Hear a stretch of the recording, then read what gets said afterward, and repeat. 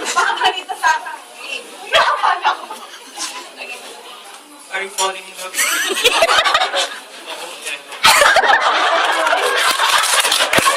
Sana. Hindi ko maiwan si Don. Kung hindi mo siya maiwan. Umalis na. Is it the money? Hindi ba? Mukha ko ba pera? Hindi pera. Ano? Yakin din, no?